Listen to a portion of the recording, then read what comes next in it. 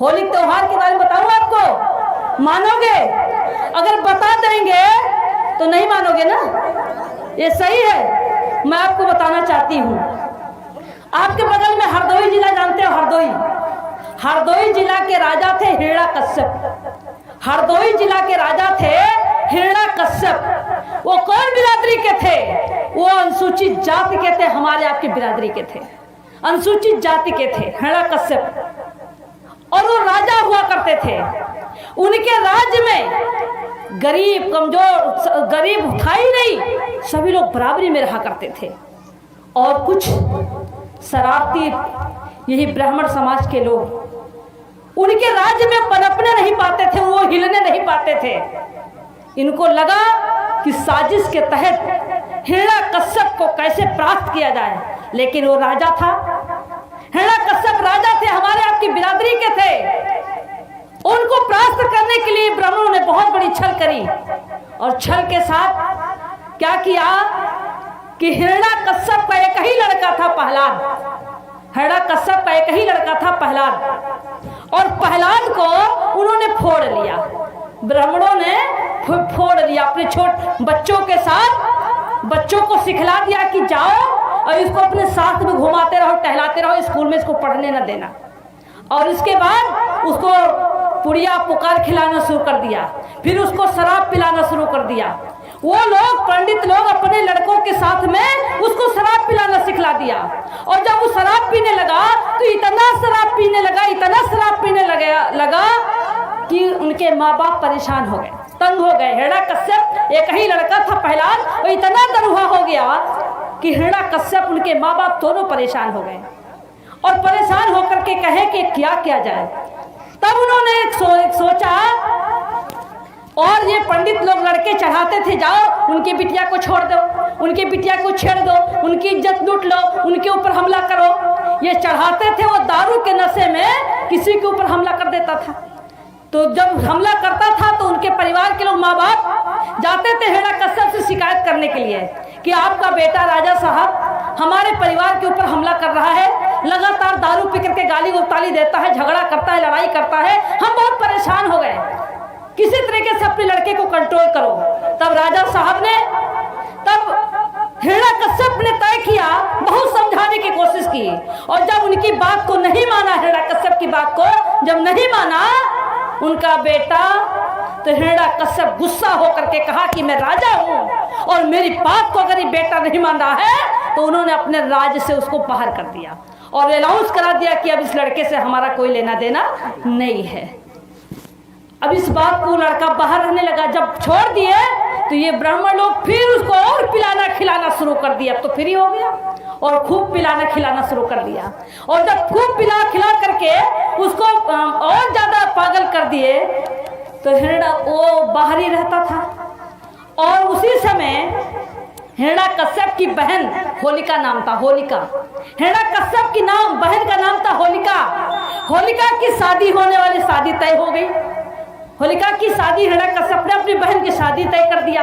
शादी का दिन रखा गया। ये हुआ कि कल बारात आएगी, तो बारात आने के पहले होलिका ने अपने भाभी से कहा, हिरण्यकश्यप की पत्नी को, कि भाभी हमारे एक भतीजा है और छोटे थे, हम उसको बहुत प्यार करते थे, और कल हमारी शादी होगी भाभी, हम चले जाएंगे और दुनिया के लोग हमारी शादी में खाएंगे, दुनिया का पकवान बन रहा है, लोग खाएंगे, हमारा भतीजा बिना खाए रहेगा। तो भाभी ऐसा करो कि खाना बना करके और बांध दो भैया के चुप्पे, हम जाइब अपने भतीजे प्रहलाद को खाना जहाँ होगा वहाँ पूछ करके दे आएंगे। तो माँ का भी ममता, और बुआ वास्तव में प्यार करती है भतीजे को, प्यार होता ही है। तो माँ की ममता, माँ ने कहा सही है, ले जाओ। माँ ने खाना बनाया और हिरण्यकश्यप की पत्नी ने खाना बना करके और होलिका को दिया। और होलिका बड़ी प्यार से गई भैया के, हिरण्यकश्यप की चोरी से गई और खाना देने के लिए। जब खाना देने के लिए गई तो वहाँ पूछने लगी, क्या कोई मिलता था, पूछती थी कि क्या प्रहलाद को कहीं देखा है, कहीं प्रहलाद को देखा है। तो वही ब्राह्मण फिर आगे मिल गए। उन्होंने कहा हाँ देखा है, वो गांव में है, वो वहाँ आगे चले जाओ, पड़ा हुआ है, दारू पी करके पड़ा हुआ है। तो उनकी बहन होलिका वो भाई के पास फिर जाती है, और जब वहाँ जाती है तो पता चला कि वहाँ नहीं है। तो फिर वहाँ ब्राह्मण लोग कहते हैं यहाँ नहीं, वो खेते में पड़ा है, वो खेते में पड़ा है।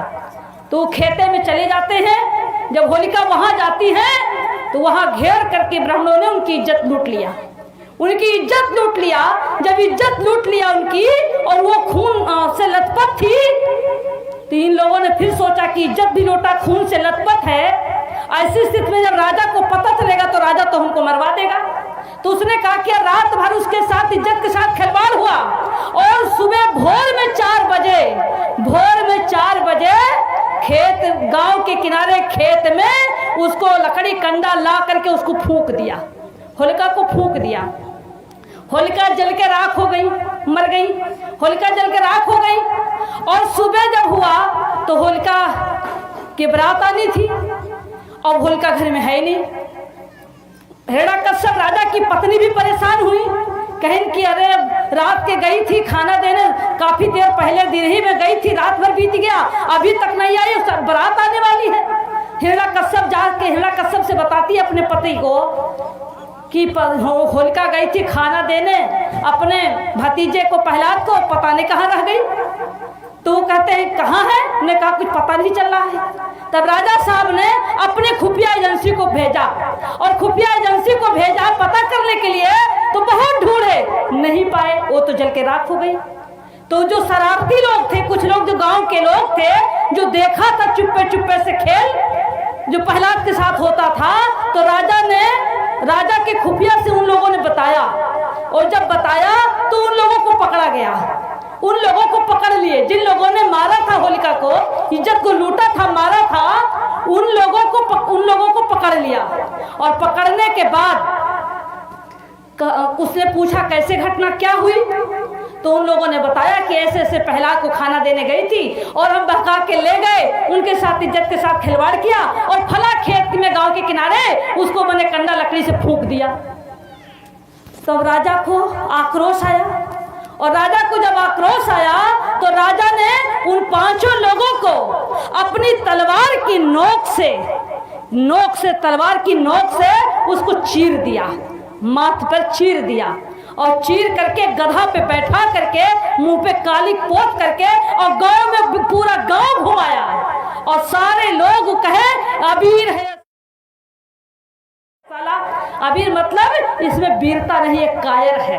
ये धोखा से हमारी बहन बेटी को मार डाला, इसने इज्जत को लूट लिया, इसको धोखे से मार दिया। तब से अबीर लोग लगाते माथे में ना, अबीर के मतलब क्या? अबीर मतलब ये में वीरता नहीं है, ये धोखे से, पीछे से धोखा किया, धोखे से मार दिया। तब से लोग उसको अबीर लगाते हैं, तब उसका नाम पड़ा अबीर। और तभी से लोगों ने कीचड़ से, मिट्टी से, जिधर वो जाता था लड़के खूब मारते थे, कीचड़ फेंकते थे। इसके बाद इधर हिरण्यकश्यप की पत्नी और उनकी माँ, उनकी बहन, गांव के पड़ोसी, सुबह भोर जब पता चलता है तो महिलाएं सब जाती हैं धूर का बुतावे खत्ती, होलिका माता बहनी हमार होली खेलन आई हो। महिलाएं गाती है ना, बुझाती है पानी लेकर के, और गाती है कि होली माता बहनी हमार, हम होली खेलन आए हो। नहीं, वो गाती नहीं, वो रोती है, वो राखी को टोती हैं, ढूंढती हैं कि कहाँ इसमें हड्डी बची है कि नहीं, और कह कर करके रोती, होली बहनी तू कहाँ चली आई, कहाँ आएगी, धोखे से तुमको मार दिए।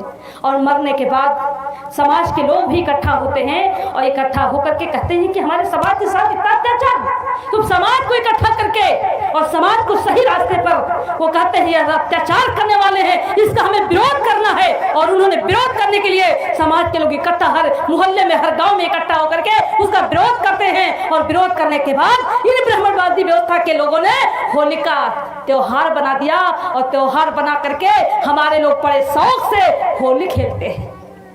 हमारे लोग गुजिया खाते, हमारी माँ बहन की हत्या हो, हमारी माँ बहन की इज्जत लूटी गई हो, हमारे बहन के साथ शोषण हुआ हो, और इधर लोग खुशी में गुजिया रंग खेलते, त्योहार मनाते हैं। तुम्हारी